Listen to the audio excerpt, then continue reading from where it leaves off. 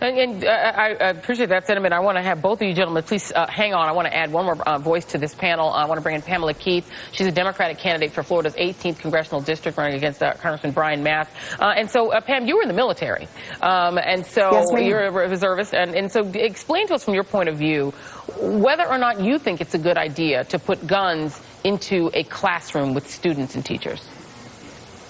Joy, as a former naval officer, I can tell you that it takes a great deal of training, not just to hit a target, but to be able to do so when you're under extreme adrenaline pressure.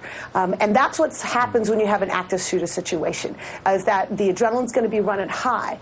And in that circumstance, it is far more likely that a teacher is going to hit another student or an innocent bystander than to hit an active shooter. And quite frankly, if we have $67 million hanging around in our budget, shouldn't we be spending it on paying teachers what they're worth? I mean, this is a whole new skill set that they're being asked to take on, and you can't just do that unilaterally. You'd have to collectively bargain that, and it would make bringing teachers into the state of Florida that much more difficult.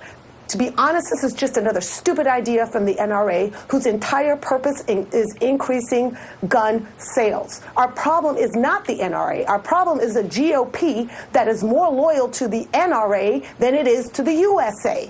And the only way to resolve that problem is to vote them out. Let's talk about the bills that are the bill that's winding its way through Tallahassee right now, and we'll let all of you weigh in on that. I'm going to start with you, Representative Asensio. The NRA is very unpopular. It's becoming more unpopular every day, to be honest with you. A New Economist YouGov poll, February 25th through 27th, shows them underwater at 45 unfavorable, 36 favorable, and yet their preferred bill is now racing its way through the Florida legislature that would, in fact, cause all 67 counties in Florida potentially to purchase more guns, which is exactly what little Marion Hammer wants done.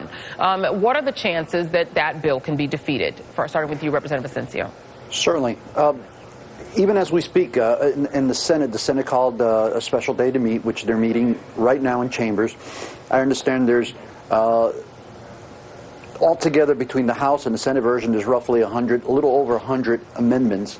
So this bill is far from being shaped. But I'll tell you this much in the House. Let's go to the House for making an example. There are 116 members presently sitting in the House. The majority of them are Republican. There's 76 Republicans.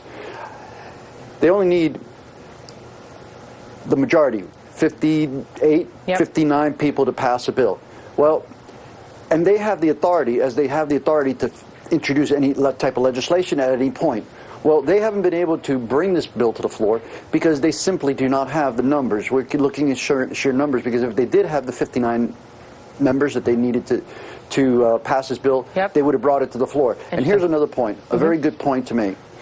Again, it is a Republican majority who basically crafts the legislation. Right. Since we're the minority, we have to fight for every bill that comes to the floor and gets agenda.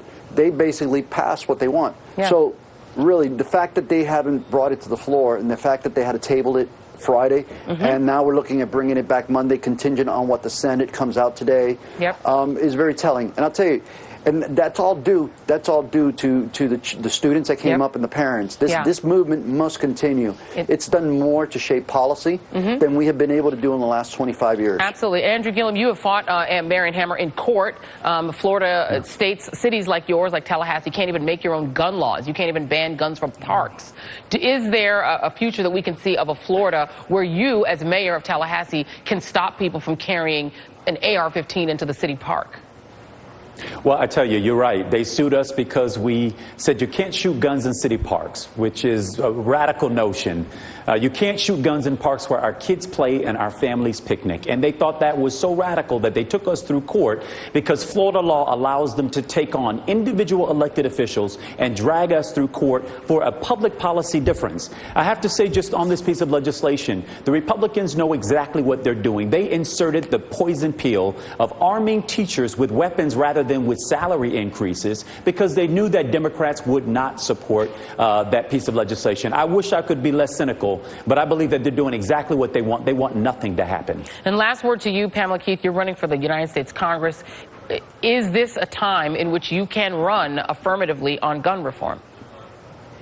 Well, I think you have to run on what your true beliefs are, no matter what the time is. And I want to remind the viewers that Florida is the stand your ground Trayvon Martin state, which means that anybody can have a subjective belief that they are in danger and use lethal force. And now they want to introduce that into the classrooms where our children play, basically dramatically increasing the day-to-day risk of lethal force just so that it can mitigate the once-in-a-lifetime risk of an active shooter. So I totally disagree with that. I have been campaigning actively on gun reform since 2015, and I do so because that is my conviction that more guns does not increase safety at all, and I believe that that's the right thing to do, whether it's politically expedient or not. Well, 3 Florida politicians who are not afraid of Marion Hammer, not afraid of the NRA. Good to talk to you and let people know that there are some brave politicians in Florida. Mayor Andrew Gillum,